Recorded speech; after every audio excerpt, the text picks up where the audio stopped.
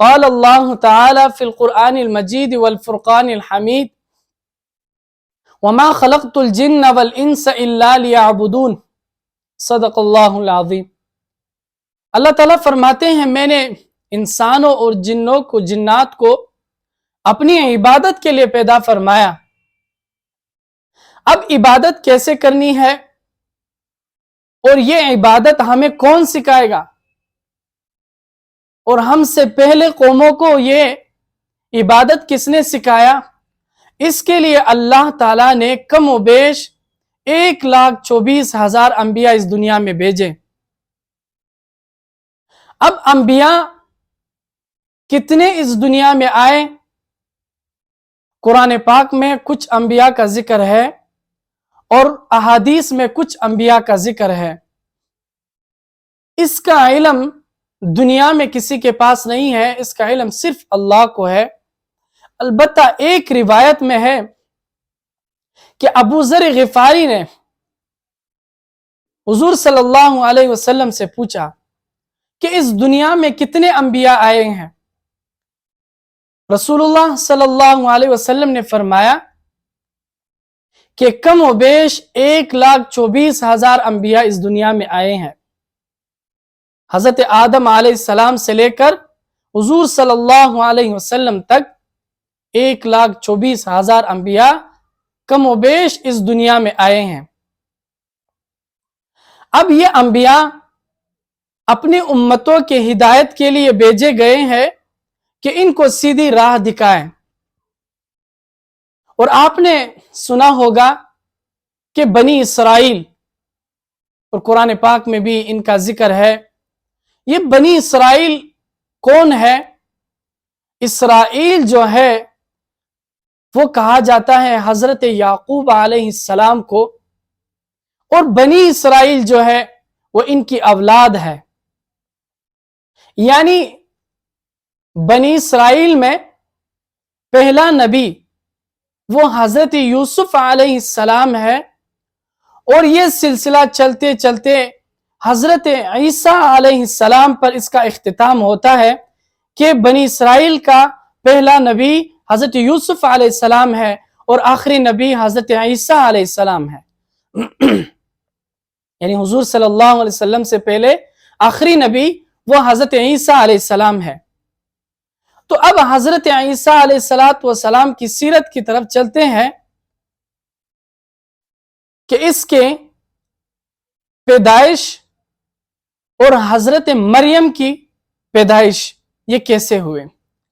قرآن مجید میں آیتیں موجود ہے کہ حضرت عمران نے نظر مانا، ان کی والدہ حنا نے، جو روایتوں میں اس کا نام ذکر کیا ہے، کہ انہوں نے نظر مانا کہ اللہ تعالی جب انہوں نے حمل کو دیکھا تو انہوں نے ایک نظر مانا کہ اگر اللہ تعالیٰ نے ہمیں بیٹا دیا تو ہم اس کو بیت المقدس یعنی مسجد اقصی کے لیے وقف کریں گے، ان کی خدمت کے لیے۔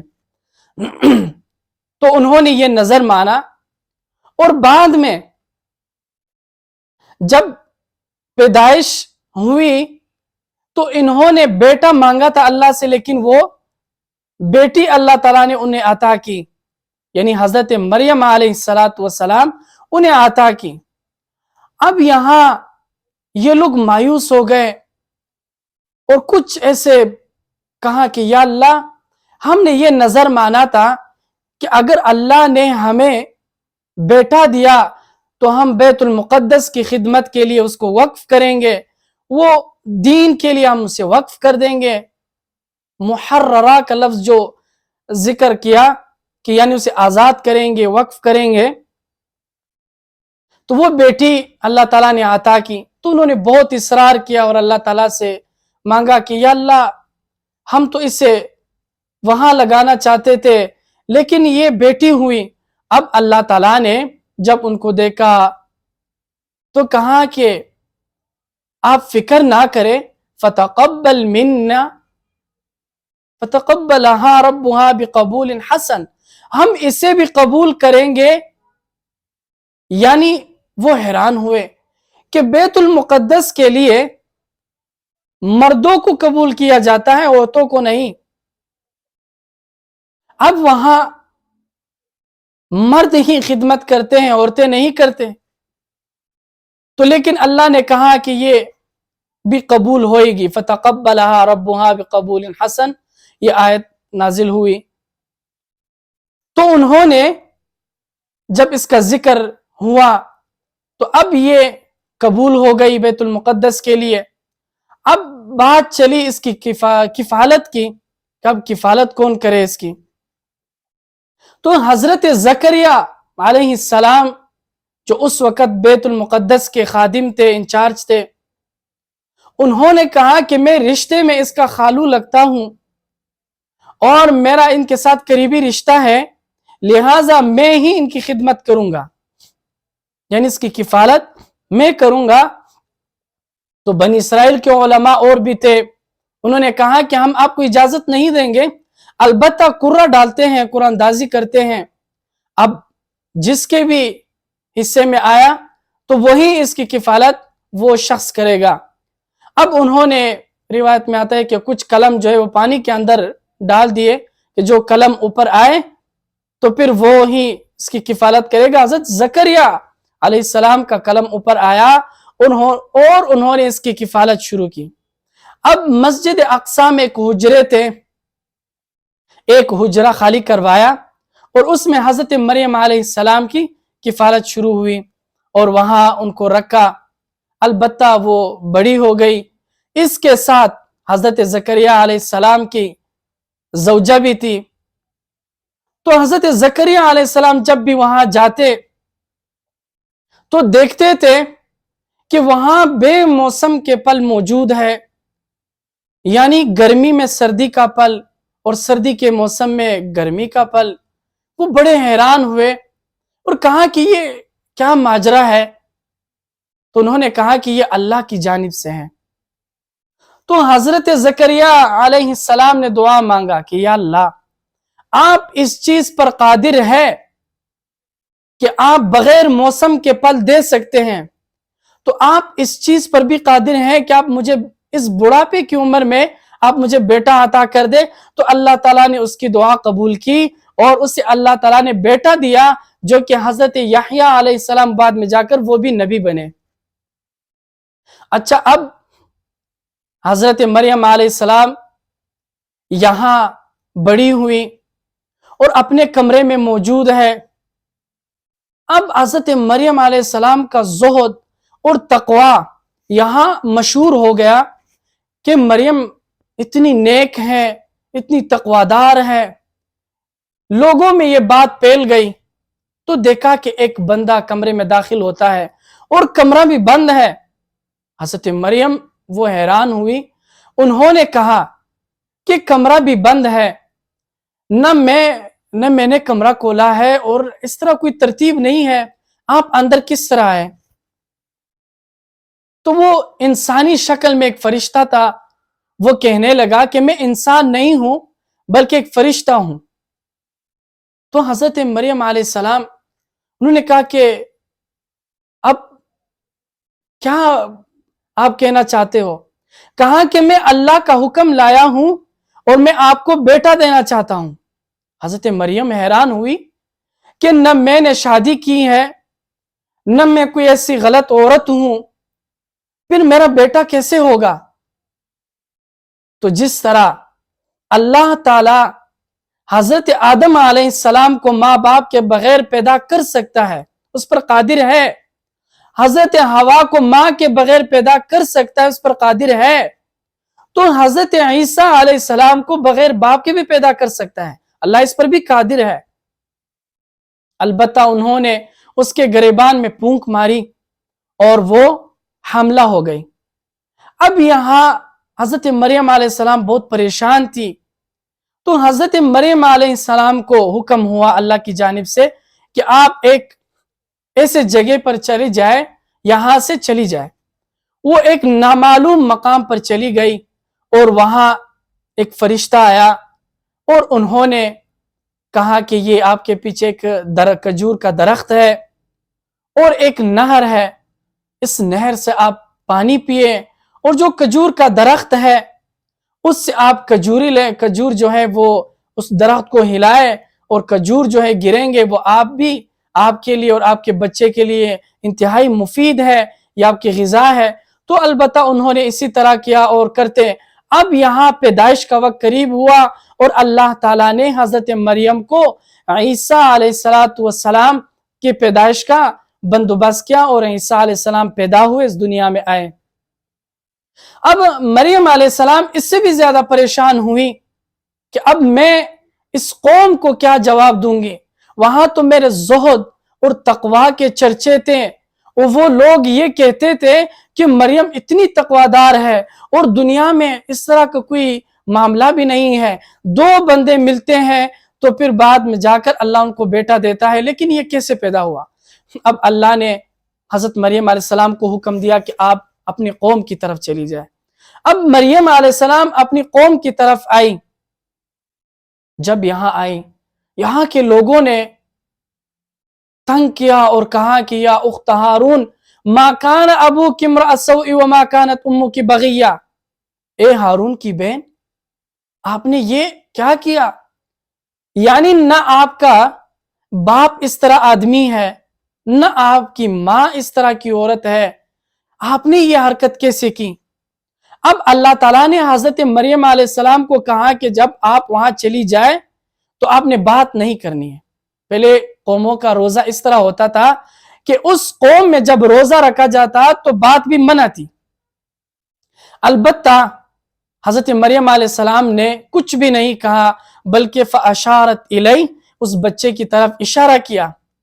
اب جب بچے کی طرف اشارہ کیا تو بچہ بولنے لگا، اور بچے نے خطاب کیا، قال انی عبد اللہ آتانی الکتاب وجعلنی نبیا، انہوں نے کہا میں اللہ کا بندہ ہوں، اللہ نے مجھے پیدا کیا ہے، وجعلنی نبیا، مجھے کتاب بھی عطا کی ہے، اور میں نبی ہوں یا نبی بنوں گا، نبی ہوں۔ یہ حضرت عیسیٰ علیہ السلام نے جب کہا لوگ حیران ہوئے۔ اب اس کے بعد حضرت عیسیٰ علیہ السلام بڑے ہوئے، اور اس کے بعد اللہ تعالیٰ نے حضرت عیسیٰ علیہ السلام کو نبوت عطا کی، ان پر لوگوں نے ایمان لایا۔ حضرت عیسیٰ علیہ السلام پر جنہوں نے ایمان لایا اس کو حواری کہا جاتا ہے۔ اذ قال الحواریون، قرآن مجید میں بھی ان کا ذکر ہے، حواری یعنی دوست۔ اور حضور صلی اللہ علیہ وسلم پر جنہوں نے ایمان لایا اس کو صحابہ کہا جاتا ہے۔ تو پھر بعد میں ان کے لوگوں نے تثلیث کا عقیدہ وہ اپنایا، اور اس میں کسی نے کہا کہ عیسیٰ علیہ السلام نعوذ باللہ علیہ باللہ وہ خدا ہے، کسی نے مریم کو کہا کہ یہ خدا ہے، اور اللہ کو بھی کہا کہ یہ تین معبودوں میں سے یہ ایک معبود ہے، یعنی عیسیٰ کو ان تینوں میں سے ایک کہا، جو کہ گمراہی ہے اور ایک غلط عقیدہ ہے، یہ عقیدہ انہوں نے کیا۔ اب عیسیٰ علیہ السلام نے ان کو اس چیز کا درس نہیں دیا، بلکہ قیامت کے روز اللہ تعالیٰ عیسیٰ علیہ السلام کے قوم کو بلائے گا، اور وہاں عیسیٰ علیہ السلام ان کے سامنے ہوں گے۔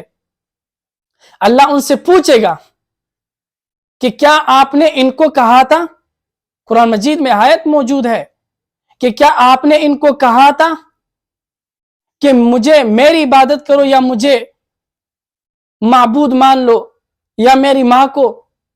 اَأَنْتَ قُلْتَ لِلنَّاسِ اتَّخِذُونِي، یہ اس آیت کا مفہوم ہے۔ تو حضرت عیسیٰ علیہ السلام فرمائیں گے کہ یا اللہ مجھ سے بہتر آپ کو معلوم ہے۔ تو یہ ان لوگوں نے یہ عقائد جو اپنائے ہیں، اور 25 دسمبر کو، ہر سال 25 دسمبر کو جب یہ لوگ یہ دن مناتے ہیں، یہ ان کا اپنا دن، یہ والا دن نہیں ہے، یعنی اس دن کو حضرت عیسیٰ علیہ السلام اس دنیا میں نہیں آئے، ان کے آپس میں اختلاف ہیں۔ جو ان کے حواری تھے، ان پر ایمان لائے تھے، ان کے درمیان بھی، اور انہوں نے بھی حضرت عیسیٰ علیہ السلام کا یوم پیدائش نہیں منایا۔ البتہ جب حضرت عیسیٰ علیہ السلام کو آسمانوں پر اٹھایا، آسمانوں پر اٹھانے کے 300 سال بعد ایک شخص نے کہا کہ آئے ہم حضرت عیسیٰ علیہ السلام کا دن مناتے ہیں. لوگوں نے منع کیا، کچھ نے ان کی حمایت کی، کچھ نے منع کیا، تو البتہ وہ مان گئے اور وہ دن منایا. 1 سال منایا. کچھ لوگوں نے شرکت کی، جو اوباش لوگ تھے، مست لوگ تھے، انہوں نے شرکت نہیں کی. انہوں نے کہا کہ چلو آہستہ آہستہ اس میں موسیقی بھی ہو، اس میں خرافات بھی ہو، اس میں کچھ ایسے چیزیں بھی شامل کر دیے جائیں کہ لوگ ان میں دلچسپی اختیار کریں. البتہ یہ چلتا چلتا آیا، اس یہاں تک آ پہنچا کہ آج 25 دسمبر کو جو کہ کرسمس ڈے منایا جاتا ہے. اس کرسمس ڈے یعنی یہ ایک تہوار ہے عیسائیوں کی. اس دن اتنا شراب پیا جاتا ہے، شیخ الاسلام نے فرمایا کہ اس دن اتنا شراب پیا جاتا ہے کہ پورے سال نہیں پیا جاتا. اس دن اتنے خرافات اور اتنے حادثات ہوتے ہیں کہ پورے سال میں اتنے خرافات اور حادثات نہیں ہوتے. البتہ یہ ایک گمراہی کی طرف یہ لوگ گئے ہیں، اور ہمارے مسلمانوں کے لیے ان کے کرسمس میں، ان کی تہوار میں شامل ہونا، ان کو ہیپی کرسمس کہنا یا کرسمس ٹری یا اس طرح کے اور بھی گفٹ وغیرہ یا کیک کاٹنا، یہ منع ہے. اس کے اسلام نے قطعاً اجازت نہیں دی ہے. جیسا کہ حضور صلی اللہ علیہ وسلم نے ہمیں منع فرمایا ہے کہ یعنی آپ ان کی مشابہت کفار کے کسی بھی عمل میں اختیار نہ کرو. کیوں کہ جب حضور صلی اللہ علیہ وسلم مکہ سے مدینہ تشریف لے گئے، وہاں دیکھا کہ یہودیوں نے روزہ رکھا ہے. حضور صلی اللہ علیہ وسلم نے پوچھا یہ روزہ آپ نے کیوں رکھا ہے؟ ان یہودیوں نے کہا کہ حضرت موسیٰ علیہ السلام اور فرعون کا جب مقابلہ ہوا، اب یہاں موسیٰ علیہ السلام کو اللہ تعالیٰ نے فتح حاصل، حضرت موسیٰ علیہ السلام نے فتح حاصل کیا اور فرعون غرق ہوا، تو شکر کی بنا پر ہم روزہ رکھتے ہیں. حضور صلی اللہ علیہ وسلم نے صحابہ سے فرمایا کہ آئندہ سال آپ نے 10 محرم کا روزہ نہیں رکھنا، بلکہ 10 محرم کے ساتھ 9 محرم کا روزہ بھی ملا دینا ہے تاکہ ان کے ساتھ مشابہت نہ آ جائے. من تشبہ بقوم فہو منہم، یعنی جو قوم، جو انسان جس قوم کی مشابہت اختیار کرتا ہے، قیامت کے روز انہی کے ساتھ اٹھایا جائے گا. اللہ تعالی ہمیں اس سے بچنے کی توفیق عطا فرمائے، اور صحابہ کرام حضور صلی اللہ علیہ وسلم کی سیرت اپنانے کی اللہ تعالی ہمیں توفیق دے. وما علینا الا البلاغ.